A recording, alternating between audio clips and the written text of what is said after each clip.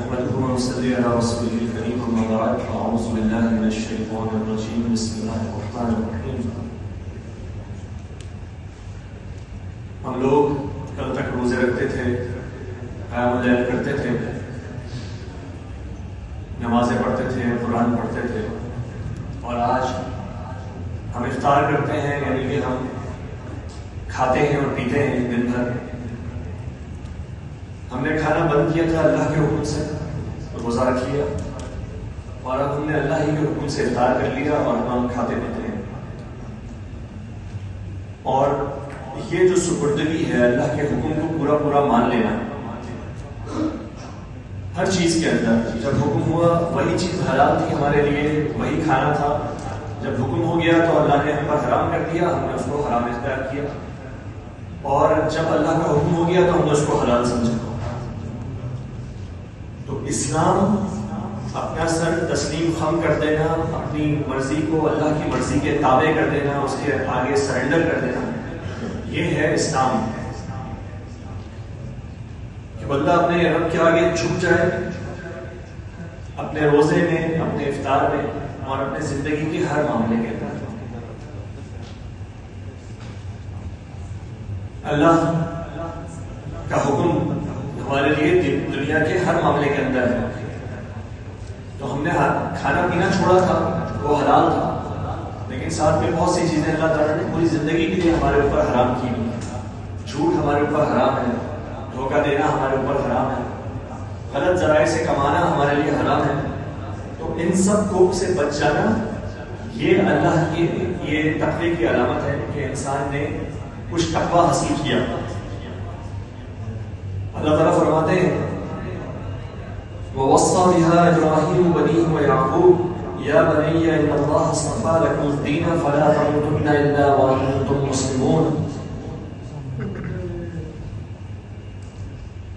کہ ابراہیم نے اپنے بیٹوں کو اس بات کی وصیت کی، اور یعقوب نے بھی کہا اپنے بیٹوں سے کہ اے میرے بیٹوں، اللہ نے تمہارے لیے یہی دین پسند کیا ہے، سو مرنا تو مسلمان ہی مرنا.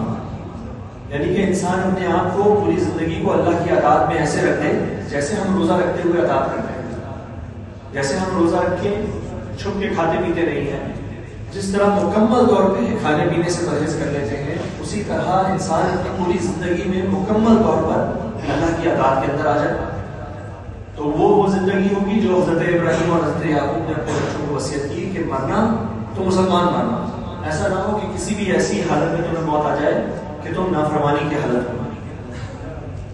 اسی طرح اللہ تعالیٰ فرماتے ہیں یا ایھا الذین آمنوا اتقوا اللہ حق تقاتہ ولا تموتن الا وانتم مسلمون.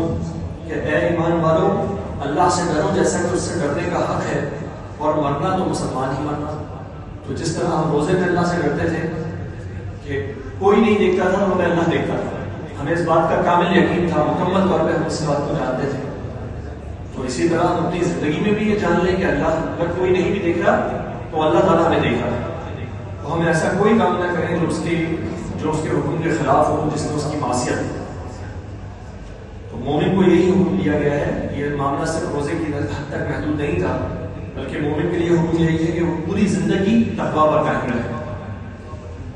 اور ہم نے یہ جو اللہ تعالیٰ نے ہمیں روزے عطا فرمائے تو اس کا مقصد یہی بتایا تھا کہ لعلکم تتقون، تاکہ تم تقویٰ اختیار کرو، تاکہ تم تقوی والے بن جاؤ. تو رمضان میں یقیناً ہمیں کچھ نہ کچھ تقویٰ اللہ تعالیٰ نے عطا فرمایا. لیکن اگر رمضان کے فوراً بعد ہم بالکل ویسے ہو گئے جیسے رمضان سے پہلے تھے تو پھر یہ تقویٰ کہاں گیا؟ جو ہم نے تقویٰ اللہ تعالیٰ نے ہمیں عطا کیا وہ تقویٰ کدھر چلا گیا رمضان کے بعد؟ اگر ہم نے رمضان میں واقعی تقویٰ حاصل کیا تو اس کی نشانی یہ ہے کہ رمضان کے بعد بھی نمبر ایک ہم اپنے اعضاء کو گناہوں سے بچائیں. انسان اپنی آنکھوں سے، جیسے ہم نے اسے اپنی زبان کی حفاظت کی تھی روزے کے اندر، اپنی آنکھوں کی حفاظت کی تھی روزے کے اندر، تو روزے کے بعد بھی یہ چیزیں حلال تو نہیں ہو جاتی. اللہ تعالیٰ فرماتے ہیں کہ ان السمع والبصر والفؤاد كل اولئک کان عنہ مسئولا. کہ بے شک کان، آنکھ اور دل ان سب سے قیامت کے دن پوچھ گچھ ہوگی. کان سے کیا سنا، آنکھ سے کیا دیکھا، اور دل میں کیا کچھ سوچا، ان سب کے اوپر اللہ تعالیٰ کی طرف سے پوچھ گچھ ہے۔ تو انسان اس بات سے ڈر جائے اور اپنے اعضاء کو مکمل طور پہ اللہ کی اطاعت میں ڈال دے اور گناہوں سے بچا دے۔ اسی طرح تقویٰ کی ایک علامت یہ ہے کہ انسان جس طرح رمضان میں فرائض کی پابندی کرتا تھا، نمازیں ہماری ماشاءاللہ بہت بہتر ہوتی تھی، تو اسی طرح رمضان کے بعد بھی ہماری نمازیں بہتر ہوں، اور صرف فرائض ہی نہیں بلکہ نوافل کی بھی ہمارے ہاں ایک اہتمام ہو۔ ایک حدیث قدسی میں آتا ہے کہ اللہ سبحانہ و تعالیٰ فرماتے ہیں کہ میرا بندہ میرے قریب ہونے کے لیے ان چیزوں میں سے کسی سے بڑھ کر تقرب حاصل نہیں کرتا جو میں نے اس پر فرض کی ہے۔ جو ہمارے اوپر فرائض ہیں ان سے اللہ کے قریب ہوتا ہے انسان، اور پھر میرا بندہ نوافل کے ذریعے میرے قریب ہوتا رہتا ہے یہاں تک کہ میں اس سے محبت کرنے لگ جاتا ہوں۔ تو اللہ کی محبت ہمیں حاصل کرنی ہے تو ہمیں اپنے فرائض کے اوپر بھی توجہ دینی ہے اور اپنے نوافل کا بھی اہتمام کرنا ہے انشاءاللہ العزیز۔ اور انہی نوافل میں وتر اور قیام اللیل یہ اللہ کی پسندیدہ نمازیں ہیں، پسندیدہ نوافل ہیں کہ انسان جو ہے وہ ہر حال میں قیام اللیل کو بھی اختیار کرنے کی کوشش کرے اور وتر، اور اگر ایسا ہو جائے کہ نہیں اٹھ سکے قیام اللیل کے لیے، تہجد کے لیے، تو اول وقت نہیں پڑھ لے، عشاء کی نماز کے ساتھ ملا کے پڑھ لے، سونے سے پہلے پڑھ لے، لیکن پڑھے اس کو، اس کے اہتمام کرے۔ اور اسی طرح قرآن کے ساتھ تعلق، رمضان میں ہم نے جو تقویٰ حاصل کیا اس کی ایک بہت بڑی وجہ وہ قرآن کے ساتھ ہمارا تعلق تھا۔ تو رمضان کے بعد یہ قرآن کا تعلق ختم نہیں ہو جانا چاہیے کہ ہم نے اس تلاوت قرآن کی جو حلاوت ہے، جو اس کا ذائقہ ہے، وہ ہم نے چکھا، تو لازم ہے کہ یہ ہمیں اچھا بھی لگا۔ تو ایسا نہ ہو کہ یہ رمضان کے بعد ہم اس سے پھر دور ہو جائے، اور روزانہ ہمارا کچھ نہ کچھ ہمیں قرآن کا کچھ حصہ ہماری تلاوت کے اندر ہونا چاہیے، اور اگر کسی دن مس ہو جائے تو پھر اگلے دن اس کی تلافی کیجیے، لیکن یہ تعلق ہمارا قرآن کے ساتھ لازمی رہنا چاہیے۔